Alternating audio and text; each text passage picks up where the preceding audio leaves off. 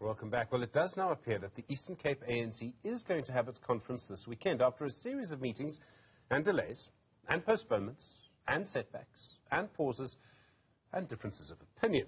It also seems there are going to be three major candidates: the Premier, Oscar Mabuyane, Babalo, Madikizela, and Mlibo, Qoboshiyane. Dr. Sebake is a political analyst based at the university, at Nelson Mandela University. Dr. Sebake, good afternoon to you. So, from what we know, as I speak to you right now, it seems the conference is going ahead. Do you believe it will actually go ahead? And crucially, do you think it will be able to elect leadership? Well, good afternoon, Stephen, and good afternoon as well to the viewers at home.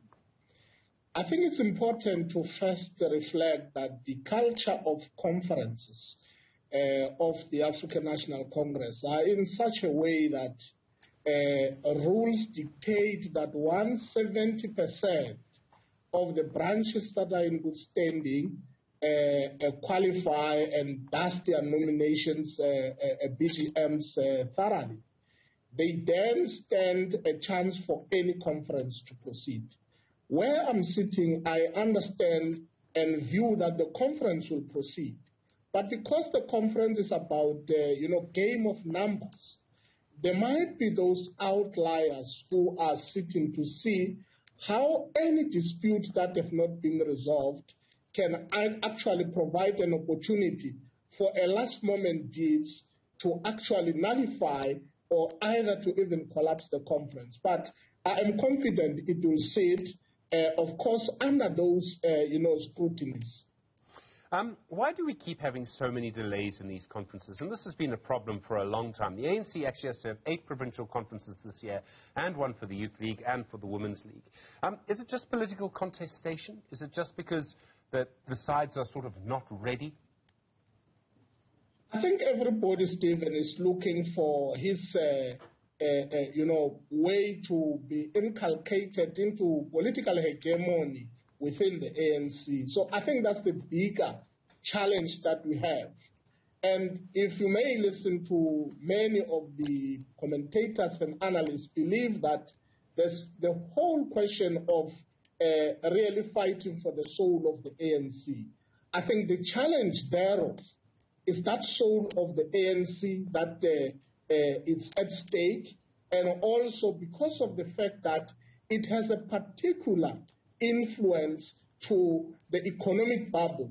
That is in this regard that everybody wants his or her own space within the political cycles of the ANC. Is the patronage part of this in some ways?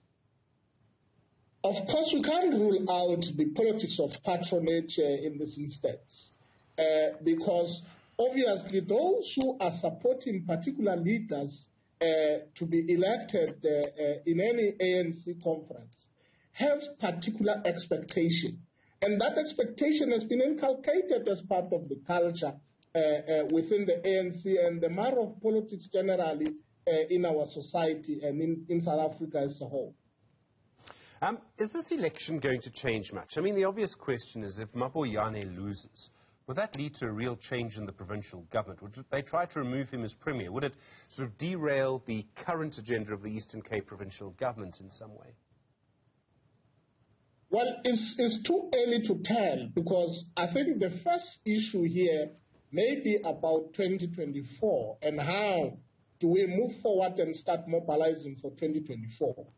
However, if there are existing persons within the province that are tailor-made to exact influence, we may see a situation where there would be an attempt to actually remove him and the leading hegemony, then decide on who should lead the province in the name of not having what we call 2 centers of power.